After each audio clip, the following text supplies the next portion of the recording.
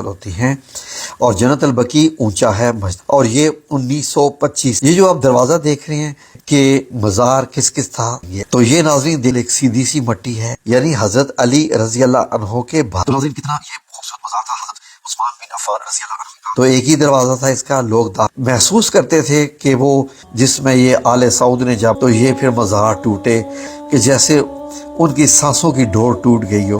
کعبے کو سب سے پہلے اللہ نے بنایا تھا۔ اللہ نے اس کو تب بنایا تھا جب اللہ نے سورج، چاند اور اس زمین کو پیدا کیا تھا۔ اس کے بعد حضرت آدم علیہ السلام نے اس گھر میں اللہ کے حکم سے تھوڑا اور کام کیا۔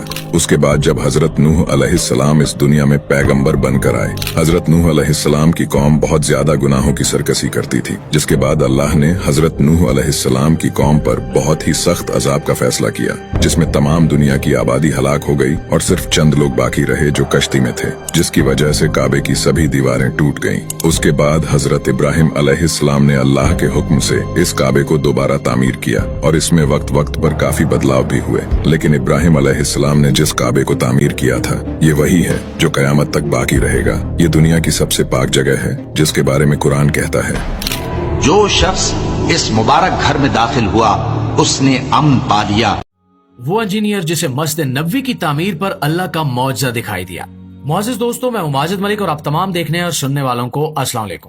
پیارے دوستو، اگر آپ نے کبھی خانہ کعبہ یا مسجد نبوی کی زیارت کی ہے تو آپ یقیناً اس روحانی کیفیت سے واقف ہوں گے جو ان پاکیزہ جگہوں پر قدم رکھتے ہی دل و دماغ پر چھا جاتی ہے۔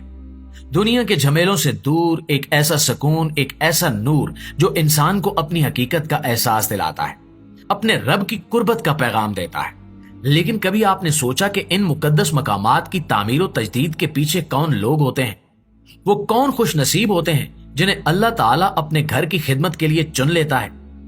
آج کی اس ویڈیو میں ہم بات کریں گے ایک ایسے انجینئر کی جس نے نہ صرف مسجد نبوی اور مسجد الحرام کی تعمیر نو کی نگرانی کی، بلکہ اللہ تعالیٰ نے ایک ایسا معجزہ دکھایا کہ سن کر آپ کی آنکھیں بھی نم ہو جائیں گی۔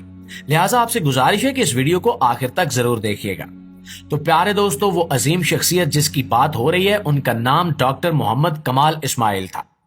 آپ مصر سے تعلق رکھنے والے ایک نہایت ہی ذہین، سادہ، عبادت گزار اور نیک انسان تھے۔ بچپن سے ہی ان کی ذہانت سب پر ظاہر ہو چکی تھی۔ یہی وجہ تھی کہ وہ مصر کے تعلیمی نظام میں سب سے کم عمر طالب علم تھے جنہوں نے ہائی اسکول مکمل کیا۔ پھر انہوں نے نہایت کم عمری میں رائل اسکول آف انجینئرنگ سے گریجویشن مکمل کی اور اپنی صلاحیتوں کے بلبوتے پر یورپ کی بہترین یونیورسٹیوں سے اسلامی طرز تعمیر میں کئی ڈاکٹریٹ کی ڈگریاں حاصل کی۔ ان کا علم، ان کی محنت اور ان کا اخلاص دیکھ کر سعودی حکومت نے انہیں حرمین شریفین کی توسیع اور تجدید کی سب سے بڑی ذمہ داری سونپی، اور یہی وہ مقام تھا جہاں سے ان کی زندگی کا اصل روحانی سفر شروع ہوا۔ حیرت کی بات یہ ہے کہ اتنے اعلیٰ تعلیم یافتہ، تجربہ کار اور بین الاقوامی شہرت یافتہ انجینئر نے اس منصوبے کے لیے ایک بھی پیسہ لینے سے انکار کر دیا۔ ان کا کہنا تھا کہ یہ اللہ کا گھر ہے اور میں کیسے اللہ کی خدمت کے بدلے دنیاوی اجرت لوں۔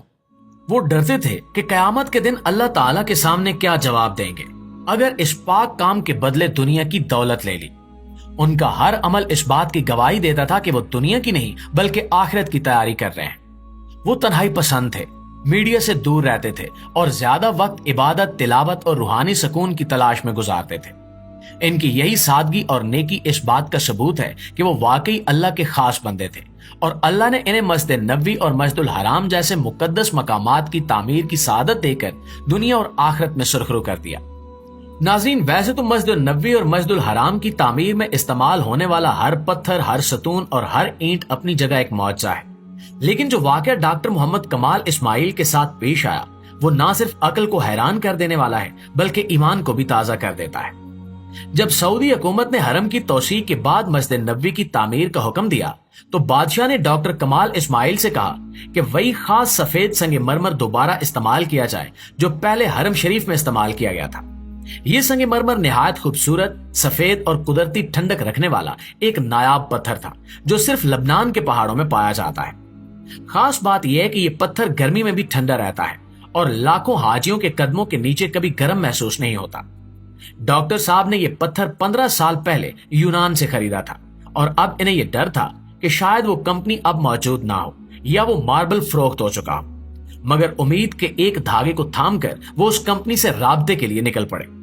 जब कंपनी के दफ्तर गए तो पता चला कि वो सारा मार्बल बरसों पहले फरोख्त हो चुका है। इनका दिल टूट गया, लेकिन जाते जाते इन्होंने सेक्रेटरी से कहा कि अगर मुमकिन हो तो ये पता लगाएं कि वो नायाब मार्बल किसने खरीदा था।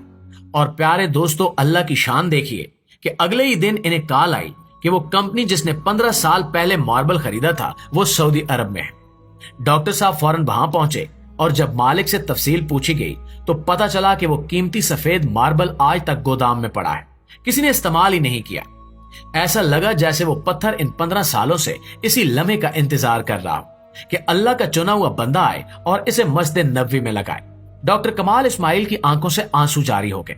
इन्होंने कंपनी को खाली चेक दिया और कहा कि जो कीमत चाहे लिख लें, लेकिन कंपनी के मालिक ने भी वही इखलास दिखाया और मार्बल मुफ्त देने से इनकार नहीं किया।